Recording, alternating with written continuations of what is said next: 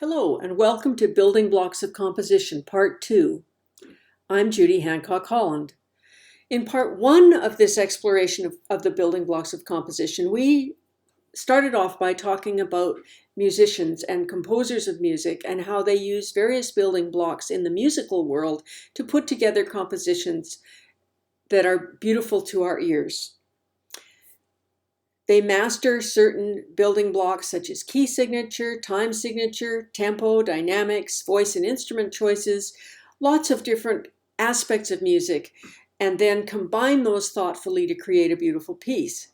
We talked about how even professional musicians continue to hone their skills in using the building blocks, and how as visual artists, we need to do the same with our compositional building blocks. Just as a musician doesn't use all their tools in a single piece of music, because that would create a really nasty cacophony of sound, we also don't use every building block in every image, but it helps us to master as many tools as we can. In Part 1, we looked at 6 building blocks of composition: lines, shapes and form, subject placement, patterns and repetition, contrast, and texture. Today, we're going to carry on to explore several more building blocks. You'll see several images today that we also talked about in Part 1, but today we're going to be looking at them quite differently. I want to start off by talking about light. In photography, light is king. Light is what photographs are all about. It's what separates the good photographs from the great ones, and it's the one building block that needs to be considered in every single image we make. It can take a whole lifetime to truly master light, but even small improvements in how we use and see light can make a huge difference in our images. Light has direction, color, and intensity. It can be hard light or soft light, warm or cold, bright or dim. There's no such thing as bad light. Different kinds of light are good for different kinds of images. I've heard people say that you shouldn't shoot between 10 in the morning and 2 in the afternoon because the light is bad, and I think that's really hogwash. You just need to know how light affects your subject and your image and use it. So this is an image showing hard light. It's very directional. The light is coming in from a window. And you can tell that it's hard light because the shadows have very defined edges. Here we have a very similar subject, but a very different kind of light. This was shot with the subject near a window, but the light wasn't streaming in directly. It was more diffuse. It's a softer light, and you can tell that because the shadows have very soft edges. In this image, we see very harsh, direct outdoor light. The sun is very high in the sky, and there are lots of people who would say this is bad light, but really you can't get this kind of dramatic shadow with any other kind of light. Here's another example of very bright sunlight and the strong contrast that creates. You can see from the shadows that the sun is very high. When you're looking at photographs, start analyzing them, especially the ones you see where the light is really striking. Look at the shadows to determine where the light source is and whether there's more than one light source and whether the light is hard or soft. Start looking at the world that way, even when you're not taking photographs, and it will help you to see light better when you are taking images. Here's another example where the sun is a little bit lower in the sky, but it's not yet the golden hour. And here again, the harsh light helps create a sense of drama. Here's another example of strong contrast from a high, harsh sun.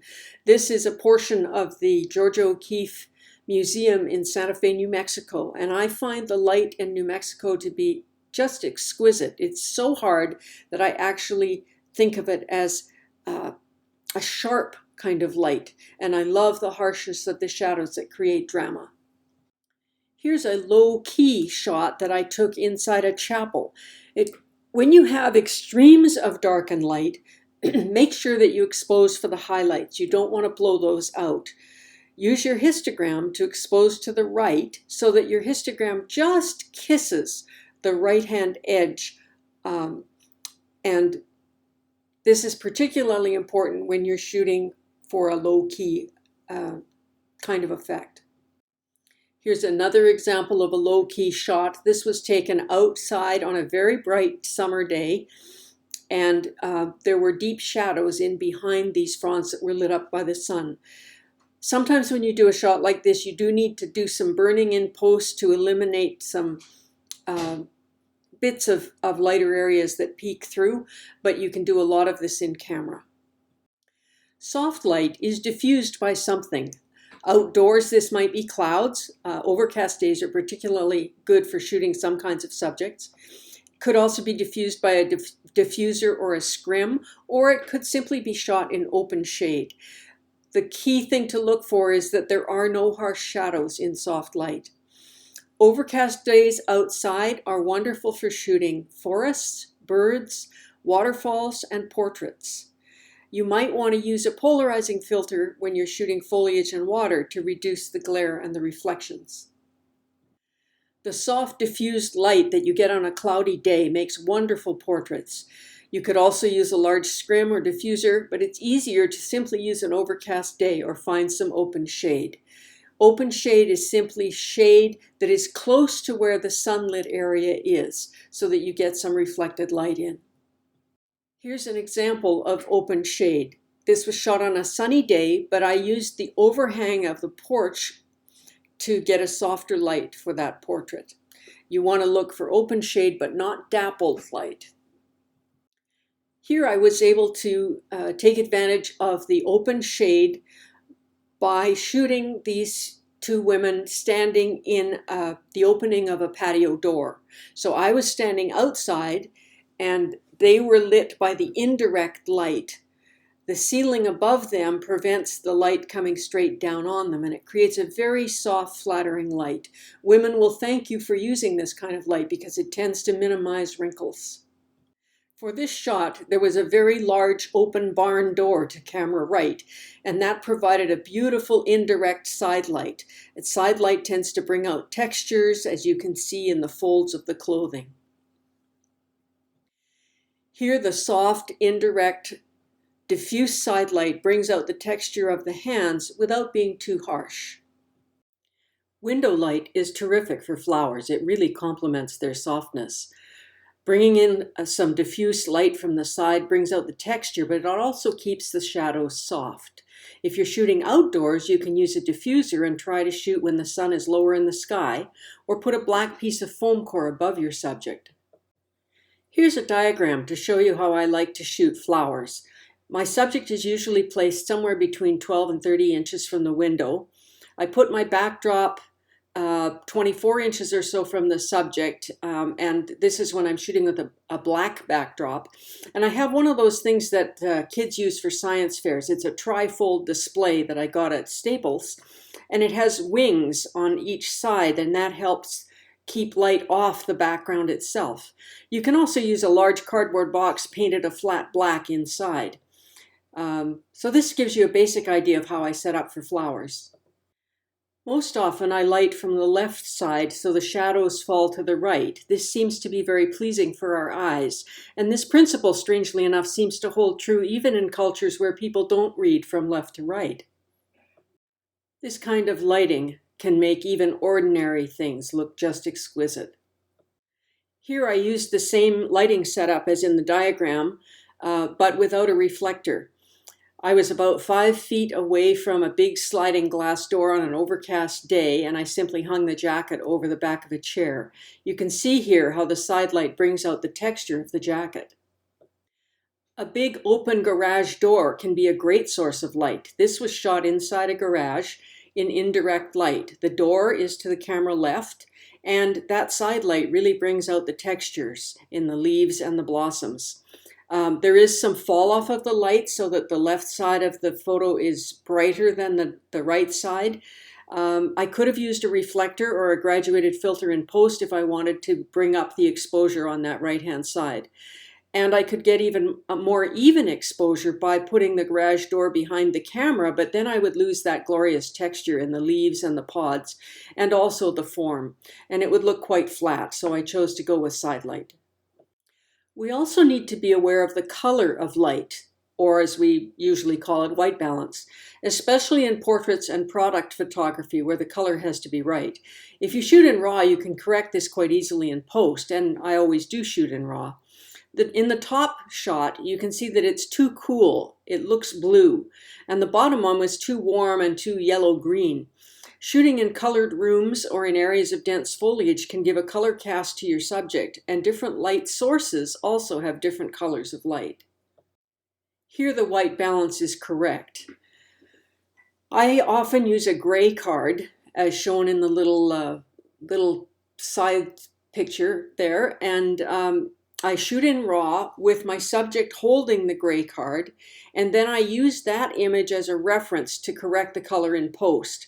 You just use the white balance dropper on an area that should be neutral gray or white or black. So I put my dropper on the gray card, and then I just keep that white balance throughout the series that was shot like that. If you don't have a gray card, you can often use the whites of the eyes or an article of clothing that is supposed to be pure white, pure black, or gray. Be aware of, if you're shooting in a forest, that it's likely that you will get a green cast on your subject. If you shoot only JPEG, you have very limited ability to correct this in post, so then you might want to set your white balance in the camera. A full discussion of flash is way beyond what we can do in this webinar, but we can make our own light. Many folks don't because of fear of flash or fear of ugly results. And it's true that unmodified, bare on-camera flash can look really bad. Scott Kelby calls this revenge flash.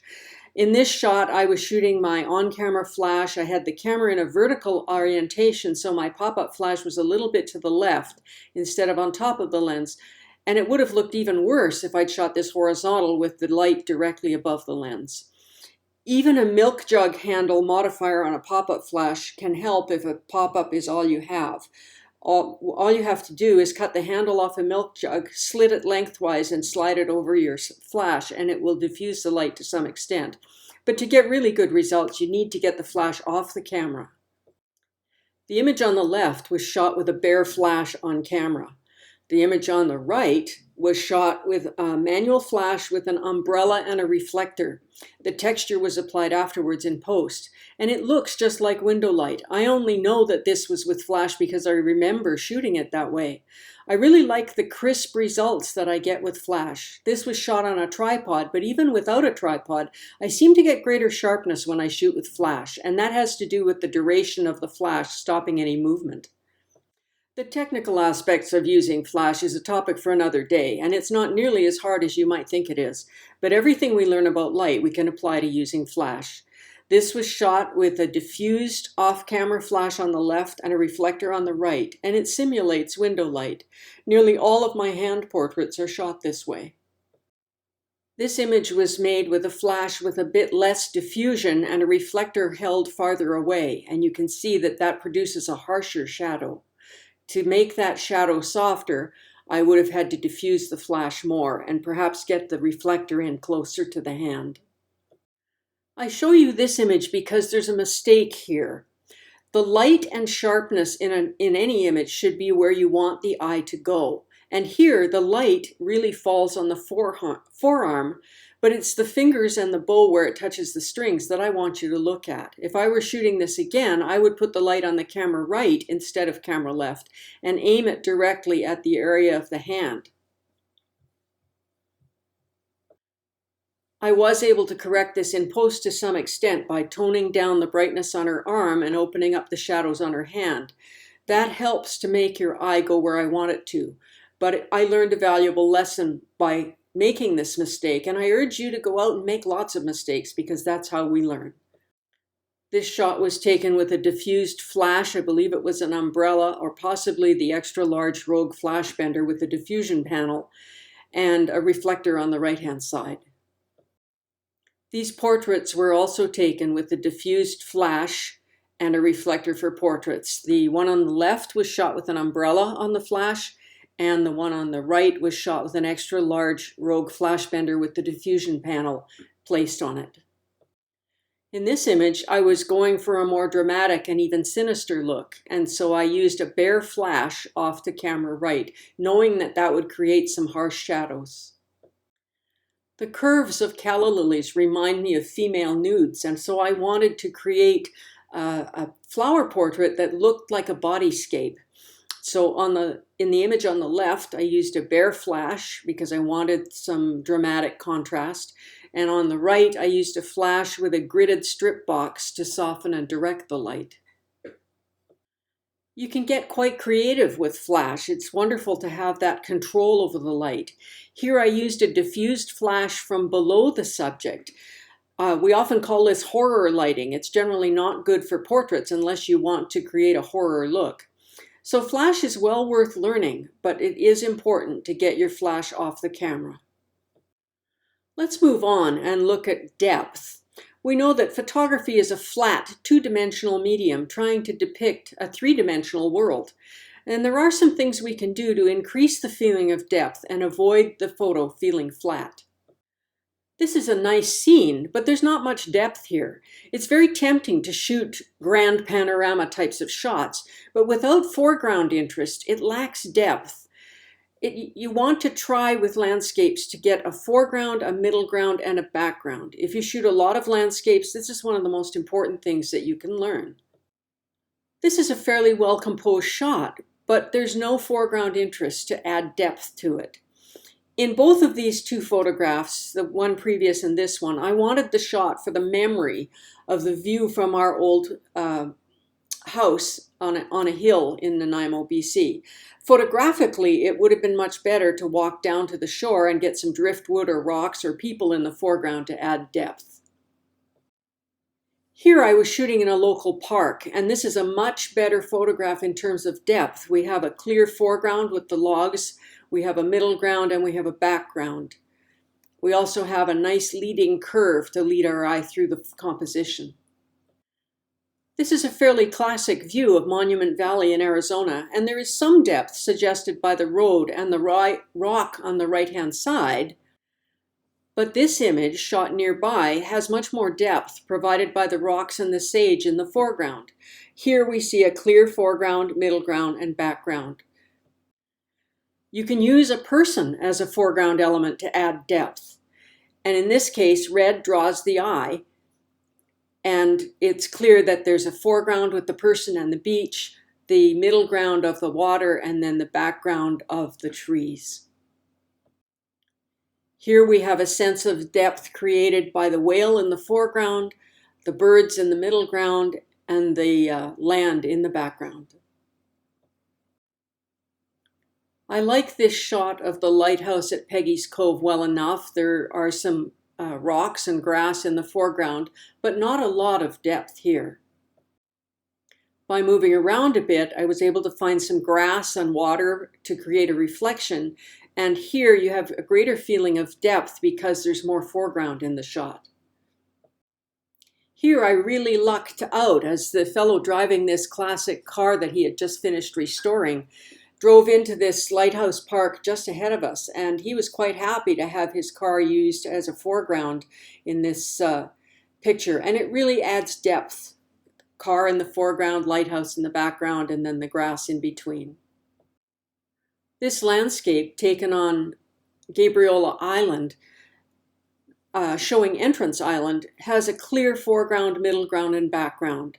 Our eye moves through the photograph and we have a sense of depth and three-dimensionality to it. We also have textural contrast here, and the red on the buildings and the lighthouse draws the eye towards that area. This is the lighthouse at Cape Disappointment, Washington.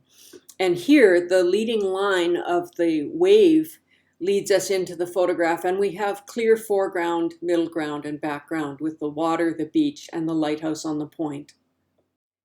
Here again, our eye is led from the foreground to the background by the lines and kept in the frame by the train and the station. Again, foreground, middle ground, and background. I know I've mentioned this foreground, middle ground, background thing quite a bit, and it is worth repeating because it's a good thing to have in our minds, but we can also use depth of field, as in this case, to create a sense of depth. When we shoot macro, we have a very narrow depth of field most of the time, unless we use specialized techniques. Here, the shallow depth of field adds to the dreaminess. The closest edge of the flower is sharp, and then the focus falls off and we get that dreamy look. And this helps give a sense of depth and three-dimensionality, and it also affects the feeling that's evoked by the image. Here's a very similar subject, but here I wanted the exquisite detail of every part of it to stand out sharply. So I used focus bracketing and then stacked the images in post. My camera is an Olympus EM1 Mark II, and it has focus bracketing built in, which is very convenient. Although you can do this with a focusing rail and any camera. The lines and the shading in this case provide a sense of depth, especially that line, that nice curvy line of the leading edge of the leaf. Let's talk a little bit more about depth of field. I think often depth of field is overused, but it is a valuable technique to know about and learn how to use. F8 and B there is an expression that is popularly used by photographers to indicate the importance of taking the opportunity for a picture rather than being too concerned about using the best technique. Depth of field is affected by the aperture on your camera, but also by the focal length of your lens and the distance from the subject. Particularly if you compare landscape and macro, you'll see huge differences even at the same f-stop. You need to get out and experiment and see what works for you. This shot was taken at f9 and a focal length of 94 millimeter full frame equivalent. I wanted to have the statue sharp, but I also wanted the background sharp because to me this was a really interesting and amusing juxtaposition of the sacred and the secular.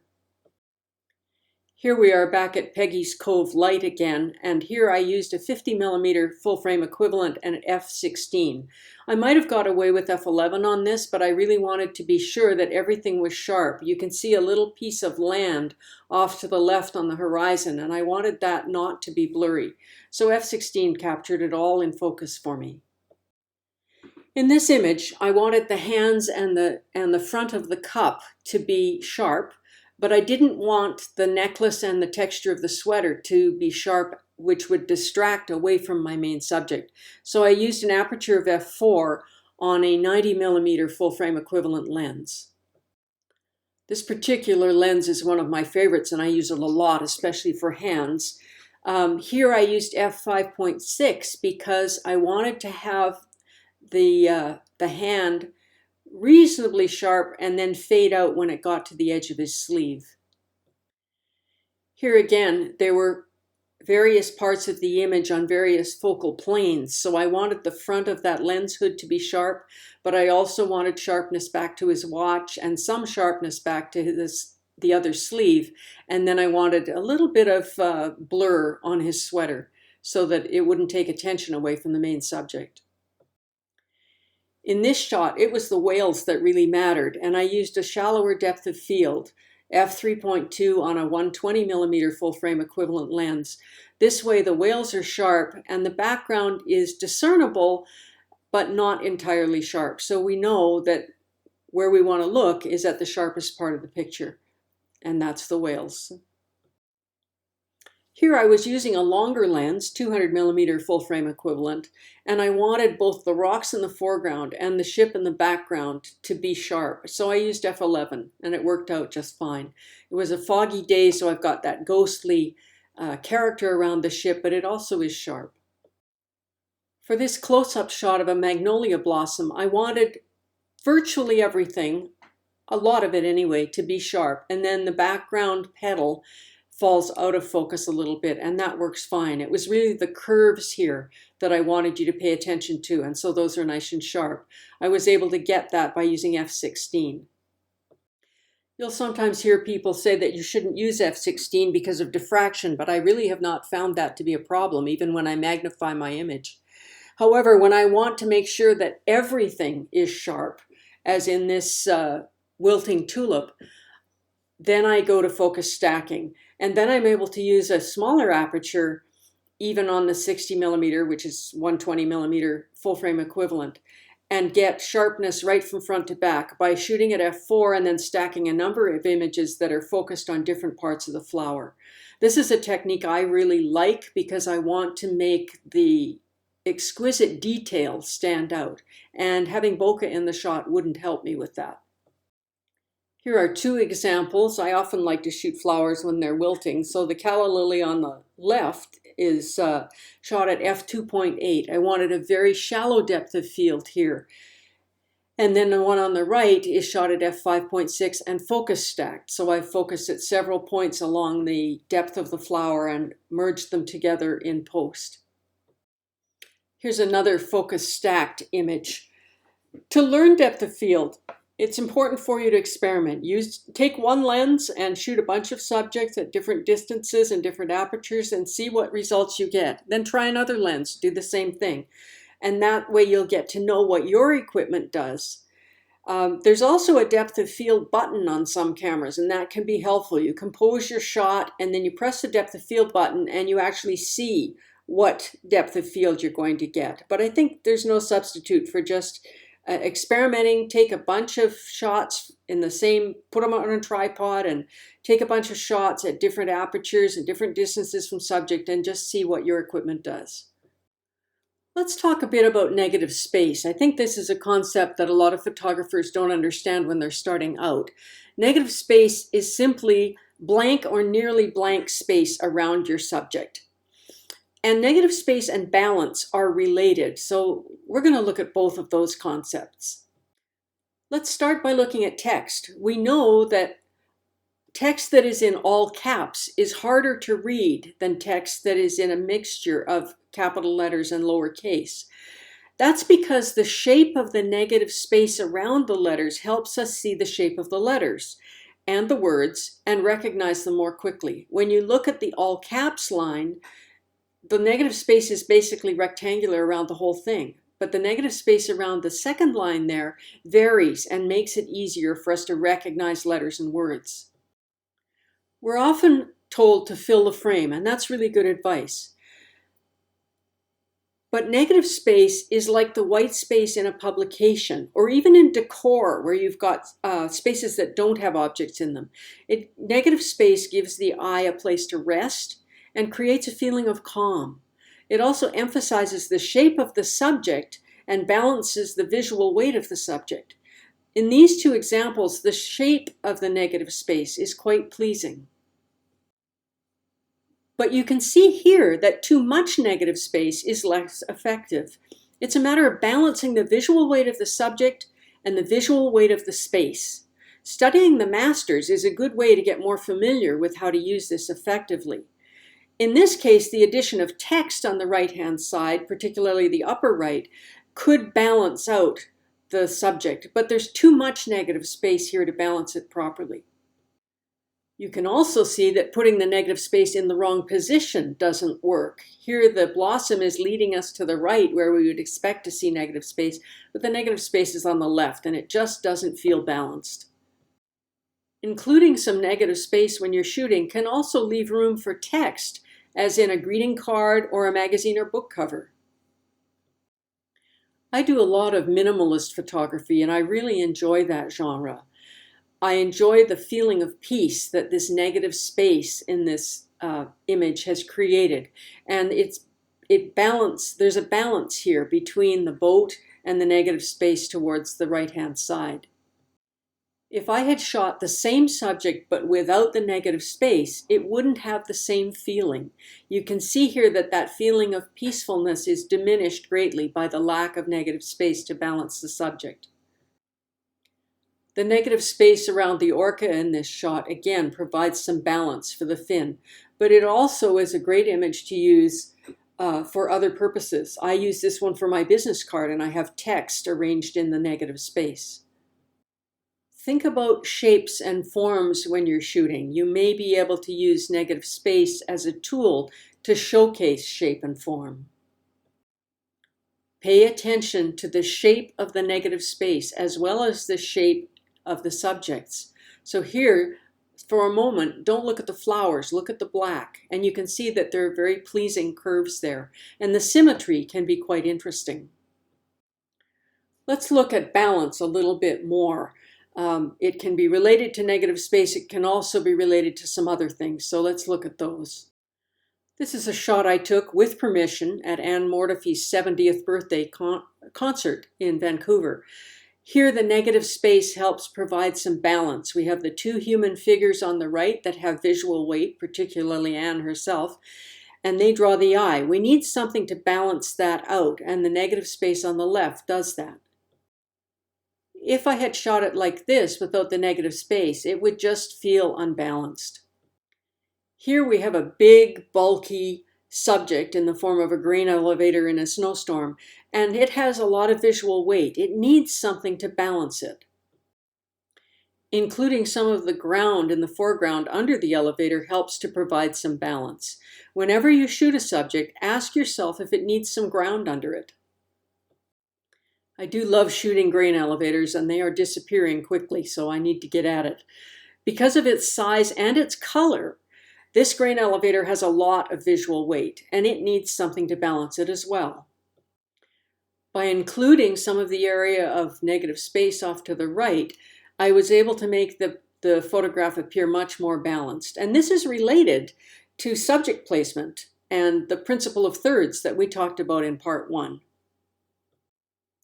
Sometimes you can create balance by using two elements in the frame that complement each other. So here we have the roughly triangular shape of the boat pointing towards the center, and then we have the triangular shape of the silhouetted land and trees pointing towards the center, and then another triangular island in the background.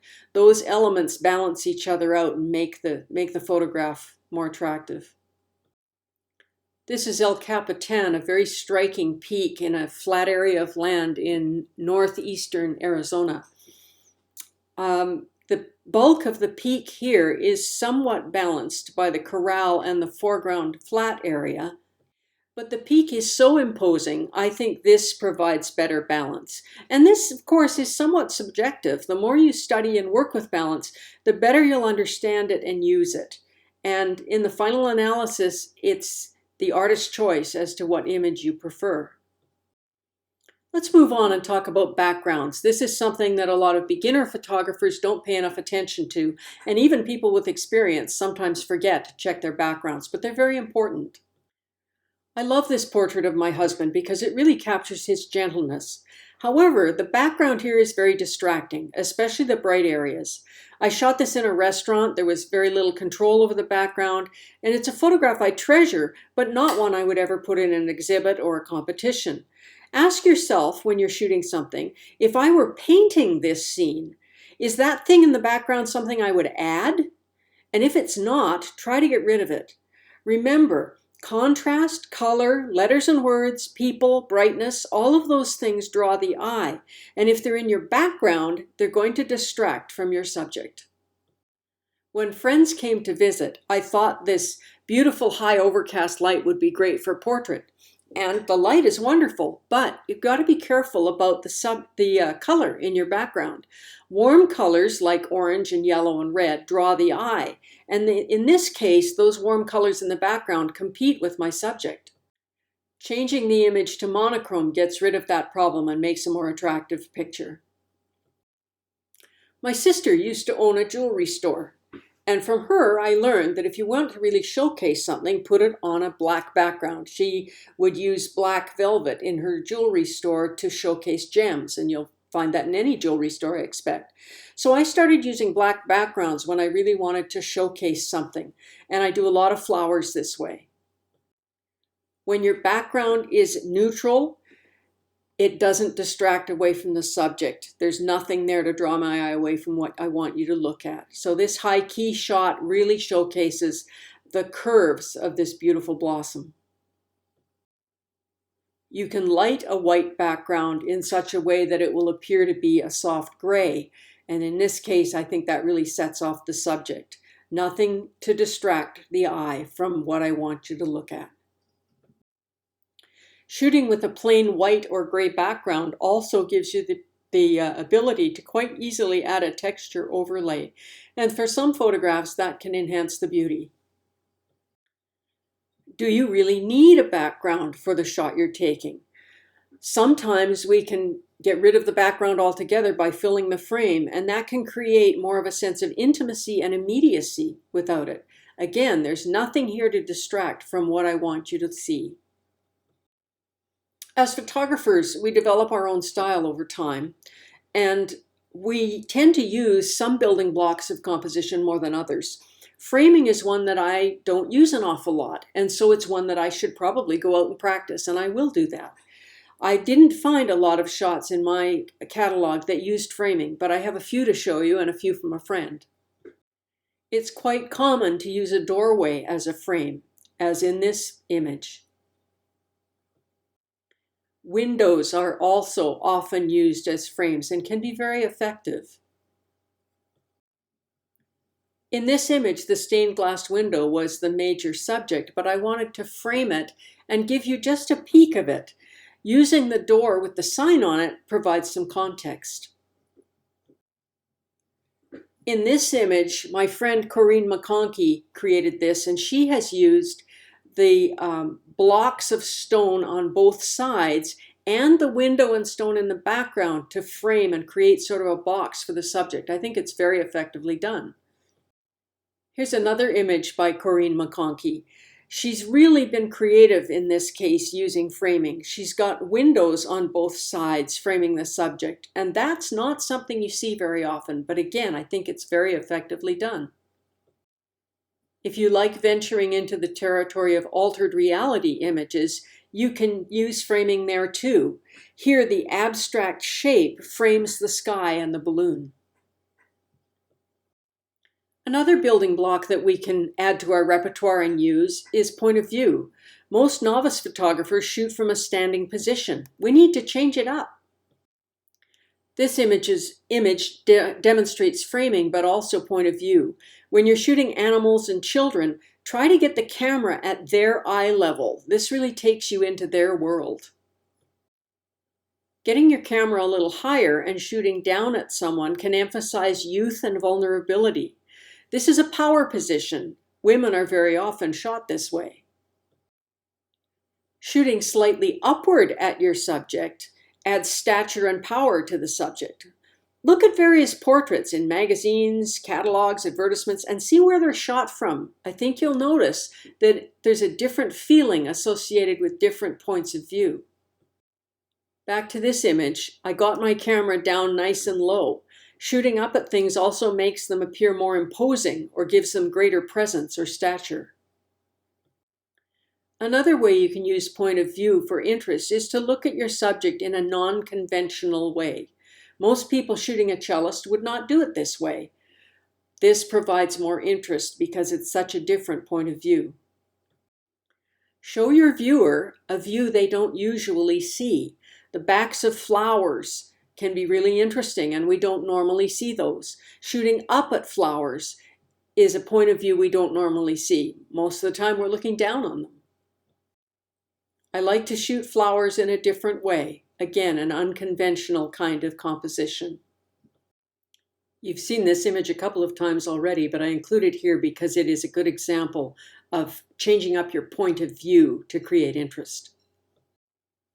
The technology we have available to us today also gives us some other possibilities. This unusual view of a calla lily gives us a different view and is very much influenced by Georgia O'Keeffe, who is my favorite artist. Use your imagination when you're thinking about point of view. This image I call Bridge Under Starlight, and I simply had this vision of the bridge of a cello looking like a bridge that you would use for transportation. So I put the image in a different orientation and shot it against a sky and then added the stars, and it's not your normal view of a sky or a cello. One of the first rules we learn as photographers is not to cut people's heads off. In this case, I did that very deliberately for two reasons. One, the action is below the neck. Human faces draw the eye, and if the faces were there, that's what you'd be looking at, but that's not my subject. The subject is the dance and the motion. And the second reason is I don't need a model release if I shoot this way because you can't recognize the person. I use this point of view often when I am working at a ballroom dance competition. I love to catch the gracefulness of the dance in this way and avoid the faces for those two reasons I mentioned before. Another example of this technique, I think the dynamism in the dance is captured much more effectively here than it would have been if I'd included the whole bodies. Let's talk for a minute about the principle of odds. This is a principle that simply states that groups of odd numbers of things are more visually attractive than groups of even numbers of things. This principle holds true not only in photography, but also in home decor, architecture, and various other fields. Here's an example. We have 3 snail shells plus 2 reflections. So either way you look at it, we have 3 or 5 subjects. And that grouping is quite attractive. Here we have 3 subjects again, and they're arranged to form a triangle. And we know that triangles are attractive shapes to include in images. Here we have a rendition of 3 calla lilies, and I think you can imagine that if you looked at that and visually took away one of them, it would not be as attractive. And here I've configured the subjects a little differently so that they form an implied triangle as well. Again, the repetition of 3 is visually pleasing. Here I was lucky enough to capture 3 orcas together, and that grouping is visually pleasing and suggests the idea of family. In this orca image, notice the 3 birds at the center. I think they make quite an attractive grouping. And if we take away one of the birds, it's less pleasing than before.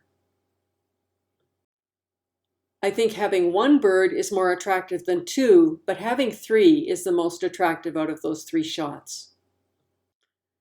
I've said before that we want to understand the principles of composition, but we don't have to be slavishly adhering to them all the time. Here, 2 things together can suggest relationship. I call this shot of 2 orcas duet. This sense of relationship can be portrayed even with inanimate subjects. I call this shot romance. To me, it speaks of the yin and yang dichotomy, a masculine and feminine. I do love calla lilies, and this particular shot reminds me of 2 dancers together doing a dip. Again, the sense of relationship is conveyed by having the 2. So we don't need to adhere to 3 all the time. 2 more examples where putting the 2 subjects together suggests closeness and love as between 2 people. It's kind of metaphorical. And here we go back to odds. You can look at this as 3 or 5. To me, this looks like 2 parents and a child nestled in between the areas of the bud. Another area to consider is whether to shoot in monochrome or in color. Some cameras let you shoot in RAW but have live view in monochrome, and this helps you to learn to see in black and white, to learn to see tone. So how do you choose whether to use black and white or color? In this particular image, I think the color contributes to some extent. The blue of the sky and the orange in the cello complement each other, and I think the sunset adds something. Although I do love black and white photography, I think in this particular case, converting it to black and white takes away from the image. This red calla lily was quite striking, and in fact the color was part of why I bought this plant in the first place. However, when I converted this image to black and white, I really loved the sense of drama that came about and the emphasis of the light on the curves. Sometimes it's a matter of personal taste or artistic license, but here I much prefer the drama and mystery conveyed in the black and white shot. Another shot of a blossom from the same plant, this time in black and white, and I chose to keep this one in color because I really prefer the drama that's provided by that. The contrast between the green and the red is very striking, I think. But again, it's artist's choice. In this example, the red really pulls you to the focal point, and the blue-green water provides some color contrast. Your eye moves through the frame largely because of the color. I like the black and white, but to me it's not nearly as powerful as the color version because that red and green really added something. I really love shooting elders' hands, and I always shoot them with the intention of a monochrome result. It's not the color that fascinates me about elders' hands, it's the textures and the shapes. You can see here that including color just distracts away from the subject. You hardly notice the texture in the hands because the color really draws your eye. But I always shoot in color, in RAW, to have more options for processing. Even if I know that my intention is to produce a black and white image, the color gives more data and more latitude in creating the black and white. So I always shoot color. Ask yourself what you are wanting to communicate with your image. Is color an important part of that? In this case, I was really charmed by this typical Gulf Islands look of tie-dye and ponytails. Converting it to black and white took away that wonderful hippie-style tie-dye look that I was going for. So in this case, I really prefer the color. Here, the story I want to communicate is about the relationship between the girl and the horse. In the monochrome version, the attention goes to the point of contact, where the girl's hands are on the horse's nose.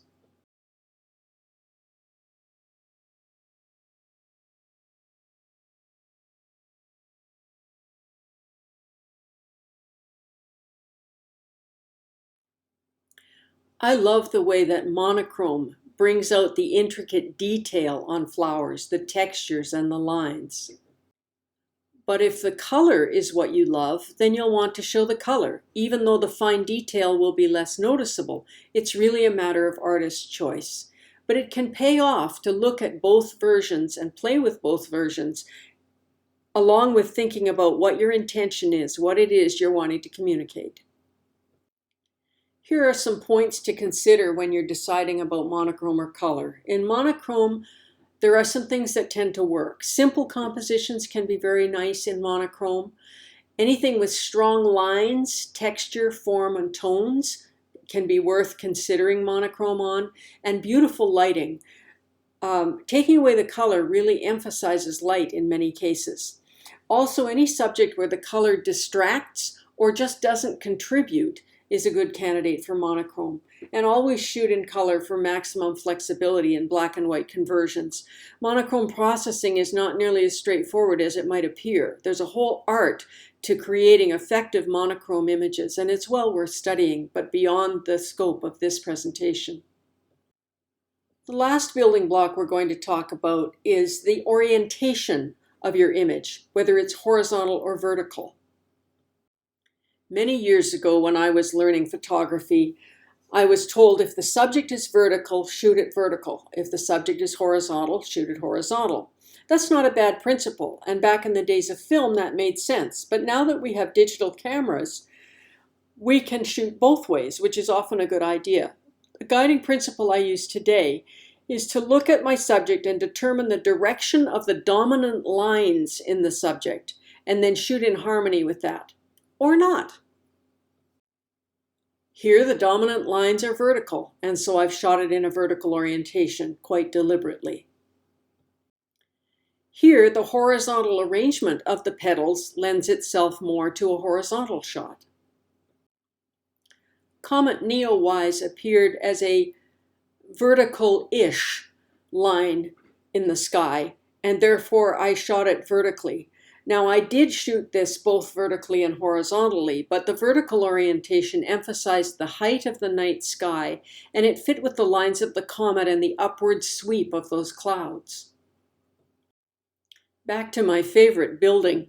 I shot this in horizontal orientation because the building is mostly horizontal, and this orientation emphasizes the bulk and the groundedness of it. It's built out of earth, adobe, and is almost part of the earth. But in this shot of the same building, I went vertical to emphasize the vertical lines and the upwardness of the dove. It's always good to work your subject, shoot it in many different ways, from different angles, in different orientations, and even with different lenses or focal lengths. You'll get different results. Sometimes it's not a clear-cut case of an image being better in one orientation or another. Sometimes it's just what feels right to you as the artist, but try different things. Here we have the same image, just cropped differently and composed differently for that crop. We get to choose, and we can like and keep both orientations, both versions of the shot. Sometimes a square crop works better, as here, where I want to center the round subject. I've even tilted this image and then hung it as a rhombus rather than a square. I wanted that point at the bottom to point down, so I had to rotate the subject in the original image, expand the canvas, and recrop it. Then I sent the image to the printer as a regular square print, knowing that I wanted to hang it as a rhombus. Remember, we learn the principles of composition and practice them, just like a musician practices scales and finger exercises, voice exercises. And then when we have a good understanding of how the principles work, then we can play and use our knowledge to serve our vision. If you'd like to take on a challenge, you might consider this assignment. Choose one of these building blocks that we've talked about in this tutorial and make some images with emphasizing that particular building block. You could spend 6 months or more just learning monochrome. You could do some outings where you only shoot vertical. And gradually, you can combine these several building blocks together to create images that serve your vision. Thanks for joining me on this exploration of various building blocks of composition. This has been part 2, and if you missed out on part 1, it is also on my YouTube channel, so you might go and have a look at that as well. I also invite you to have a look at my work at jhhphoto.com and to explore my other videos on my YouTube channel just by searching for my name. Thanks so much for joining me, and keep shooting.